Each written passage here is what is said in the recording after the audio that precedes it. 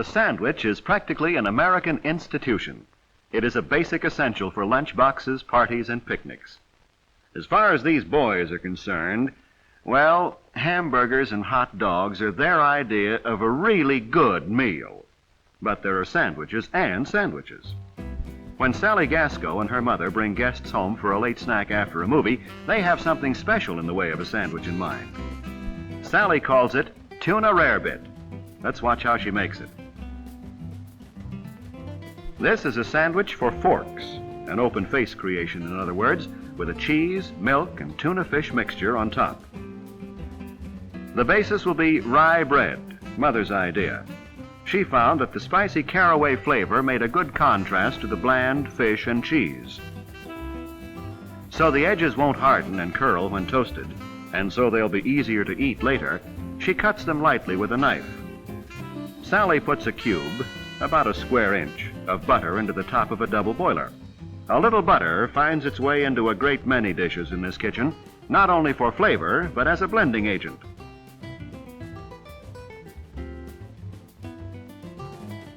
Part of the trick to entertaining unexpected guests is keeping on hand certain generally useful foods.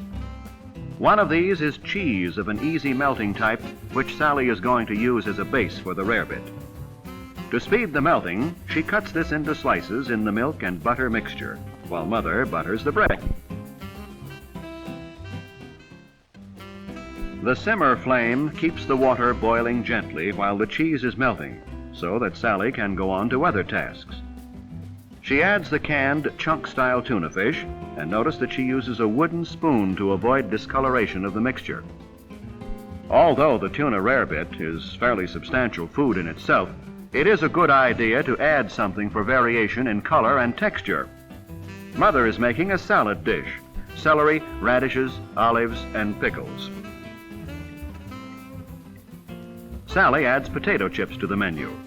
They used to be exclusively picnic fare, but they've joined the host of useful accessory foods which make entertaining so much easier and more fun for teenagers. The bread was toasted quickly in the broiler, and the rarebit is nearly ready to serve. Now it's time to serve. 2 slices of toast are neatly arranged on each plate, and the filling, or perhaps we should say covering, goes on top.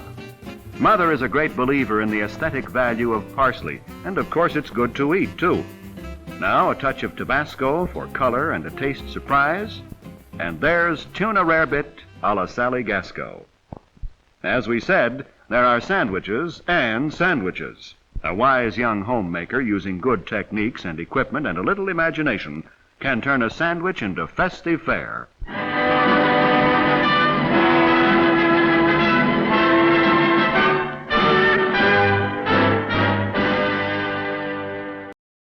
It turned out quite, now it's really soggy.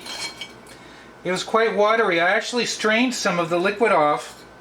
It looked like she used a cup of milk, but maybe it's a half a cup of milk. And this was a large can of tuna. Let's try it anyway. It's very good.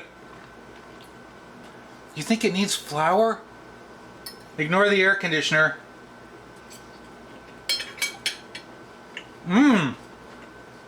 It's great on the rye bread. Even though it's soggy, the Tabasco really kicks it up. I have to say, I'm going to put a little bit more on. I really like the Tabasco on there. I have never had Tabasco and tuna. Let's take one more bite. Soggy town. I could tell it was going soggy. Hey, what are you going to do? Here we go. That may be soggy, but that really is delicious. You know what I'm going to say? Thanks for watching.